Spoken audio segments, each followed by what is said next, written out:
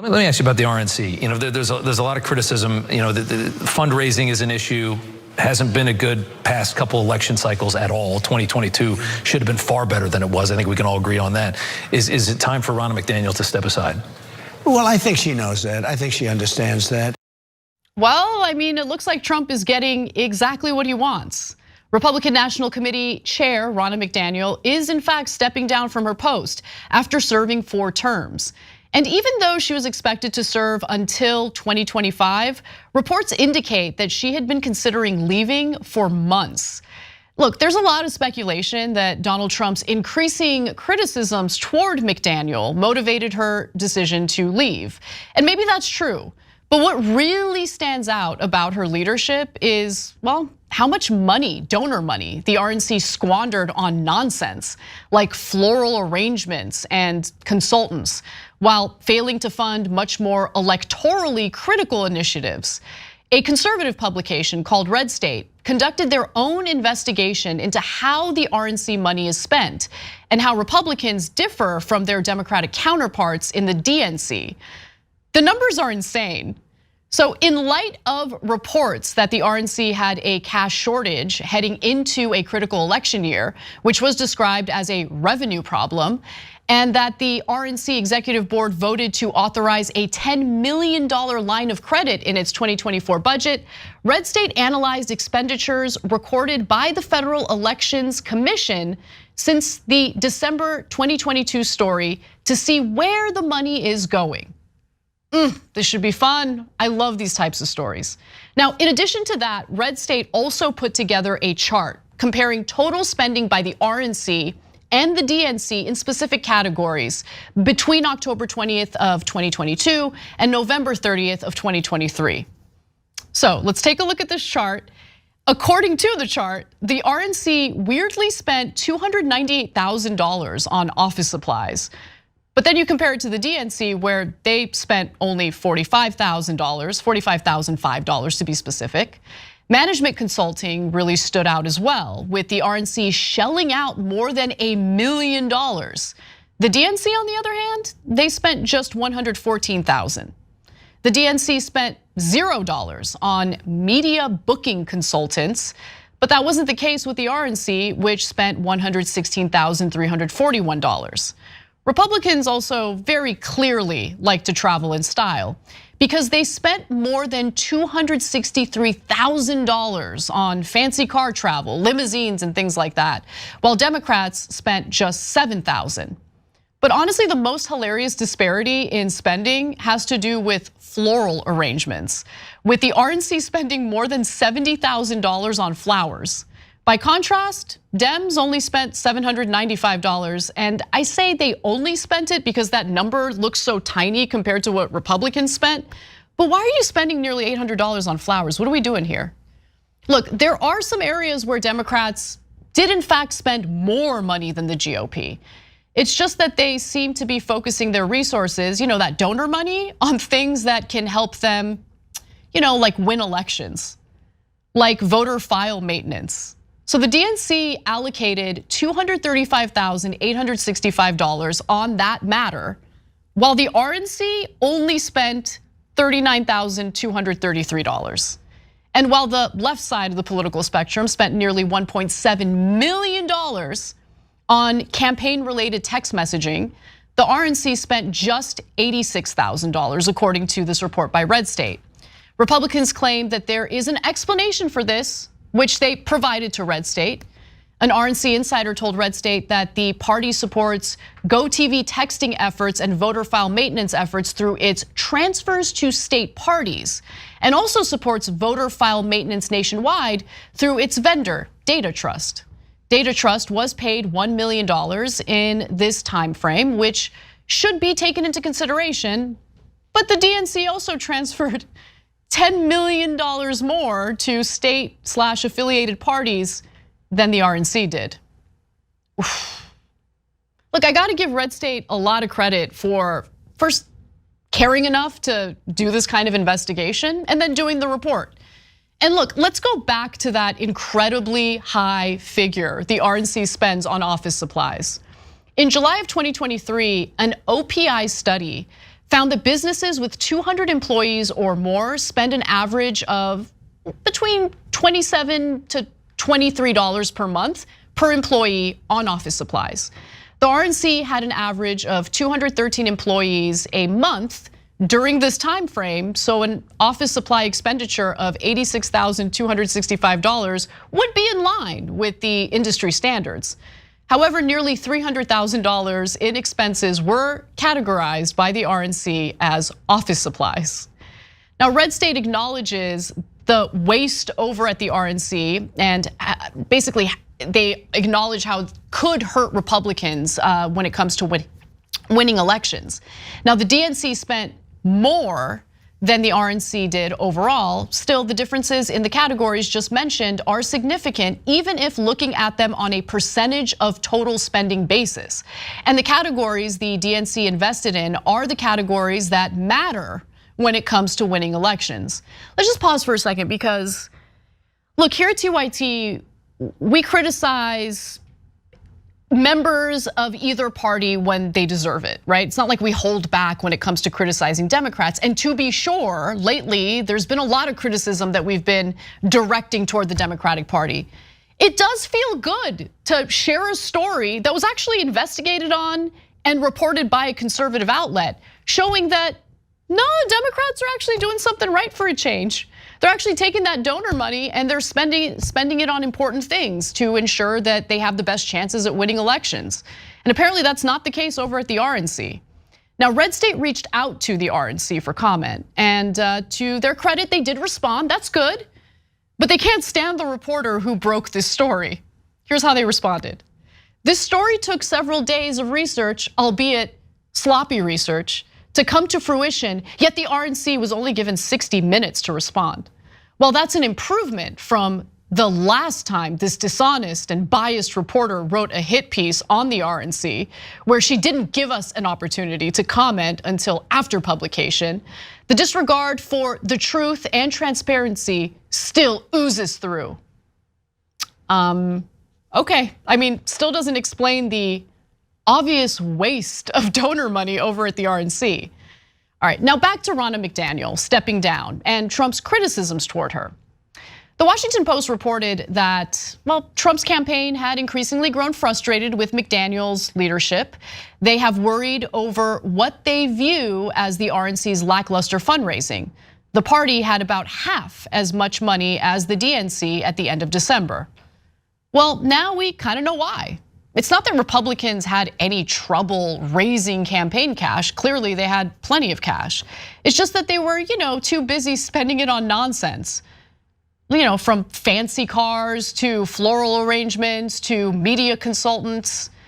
And it is kind of funny when you consider that this is a far cry from the fiscal conservatism that Republicans love to boast about for so long. Senator, is this deal dead effectively? I hope so. It should be. If it's not dead yet, it should be dead. I mean, there is absolutely no reason to agree to policies that will just further enable Joe Biden. Other than perhaps governing. Other than that reason, there's no reason to do politics in a way that would help other politics, even to fix the urgent problem we have that we say is a very urgent problem. Negotiators are struggling, clearly, to lock down an agreement on an immigration bill after months of back and forth, with former President Donald Trump and conservatives ramping up pressure to kill any deal ahead of the November election. On Truth Social yesterday, Trump truthed or posted or whatever, we need a strong, powerful, and essentially perfect border, okay? And unless we get that, we are better off not making a deal, even if that pushes our country to temporarily close up for a while, okay? Because it will end up closing anyway, and the unsustainable invasion that is currently taking place, a death wish for the USA. Between our rigged elections, he continued, I won't keep doing the voice, and open borders, our country is in serious trouble. A border deal now would be another gift to the radical left Democrats. They need it politically, but don't care about our border. What is currently being worked on in the Senate will be meaningless in terms of border security and closure. With more than half of Senate Republicans now officially backing Trump's candidacy, of course, and it'll be more and more and more as the weeks go on, those entreaties are becoming harder to ignore. And his allies in Congress are urging their colleagues to fall in line, since he's regarded as the party's de facto leader, de facto without facts. This is the first time. His policies include severe immigration measures that President Biden and Senate Democrats would never support. Keep in mind, a bill was almost in grasp. The Democratic president and a Democratic-led Senate were willing to accept border security measures without demanding significant trade-offs to extend legal status to undocumented immigrants. But this was not enough for Trump and his allies. Trump and most House Republicans want to block migrants from living and working temporarily without visas in the United States while they await the outcome of their immigration claims. And conservatives seek a revival of the Remain in Mexico policy, which forced immigrants to wait elsewhere to see if they would be permitted entry. Speaker Mike Johnson, who talks about immigration regularly with Trump, has said that a Senate deal without those policies would be dead on arrival in the House. There's more to it, but Cenk. Yeah. So Trump says that if you have an open border, it's a death wish for USA. But then he says, make sure you keep it open. Now remember, this is really important. This is the deal that the Republicans proposed. So now Biden, of course, gave them whatever they wanted, and he wanted the funding for defense contractors. Oh, I meant the Ukraine. So he, in order to get that funding, he says, oh, I had to give them everything on immigration. Now, you could argue he shouldn't have given them everything. You could argue about the details of what he gave them. But he consented to what the Republicans wanted. And then the Republicans were like, oh, we didn't know you were going to say yes. We were just trying to be obstructionists. And now that Donald Trump has told us that we can't accept a deal with you because it might help your political career, well, that's it. Then we reject our own offer. Okay, so pause to absorb how insane that is, how callous that is. And by their own logic, that means they want open borders. And they say it's the worst thing in the world for America. The fentanyl is pouring in from the border. An invasion is coming from the border. And they just said, yeah, but we don't want to stop it because it might help Joe Biden and it might hurt our beloved Donald Trump. And the political career of Donald Trump is infinitely more important than the average American. You just saw it with your own eyes.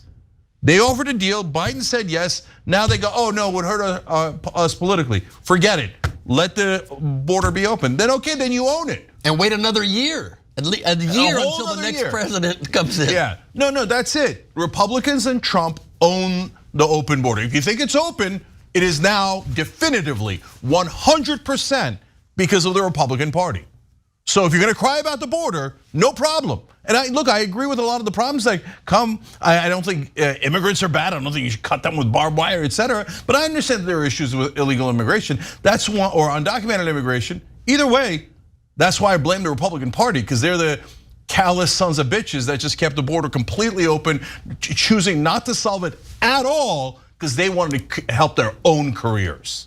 So that's just a fact. So I know Republicans hate facts, but there's your fact of the day. I guess the struggle for me is that this whole fight over ownership, you want them to own it, I want them to own it. Apparently, I'm actually frustrated with the whole Mitch McConnell getting praise for pointing out that this is Donald Trump's whole thing and he should be the one to live or die by it.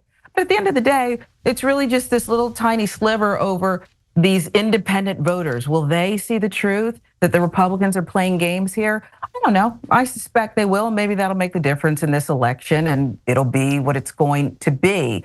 But I think that people at large are either sophisticated or they're saying, we don't care.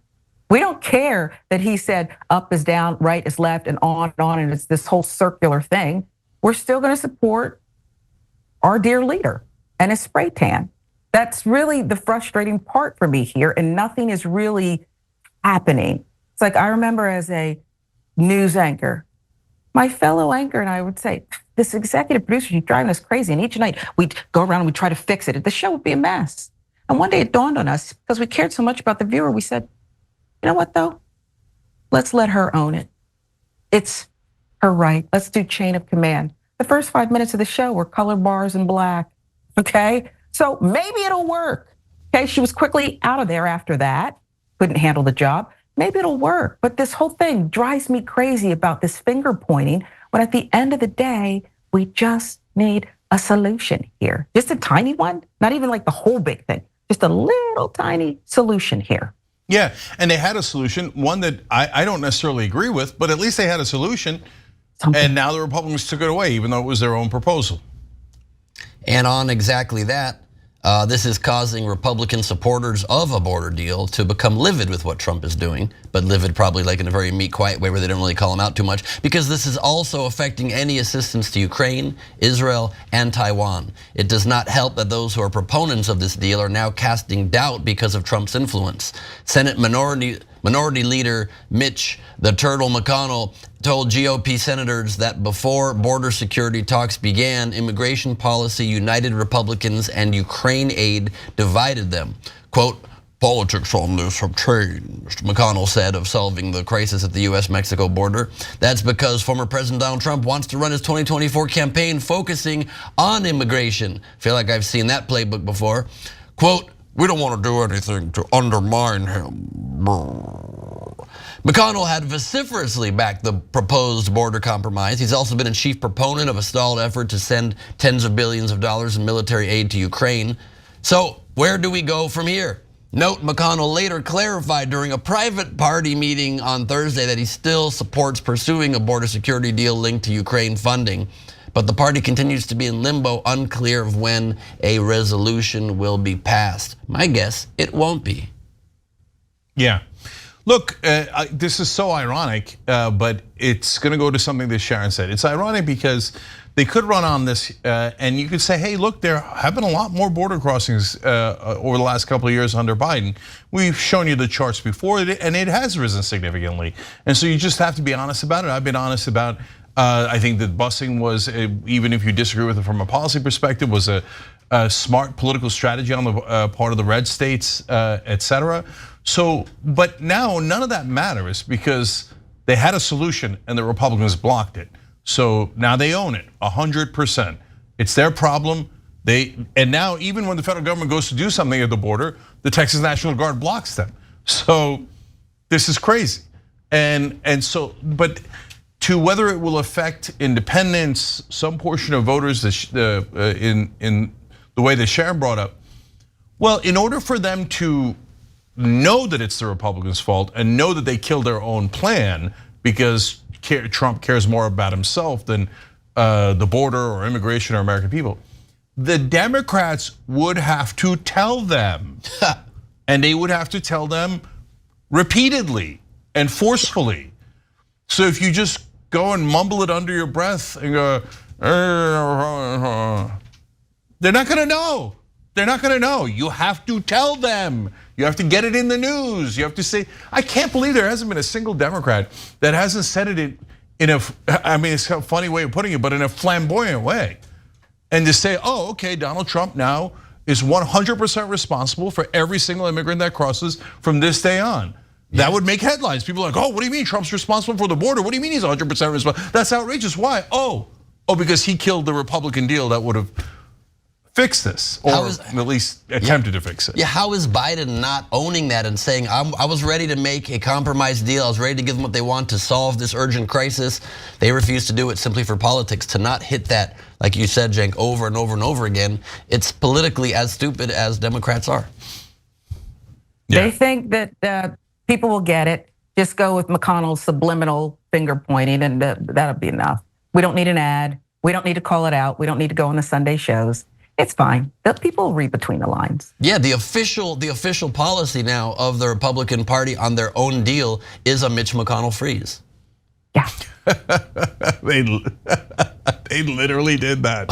Okay, and so you guys are all right if the Democrats aren't all over the Sunday talk shows this weekend screaming from the rooftops of they own the border, they own the border, they're the ones who screwed it up, then they really don't know a single thing about politics, which is very likely. So you have that to look forward to.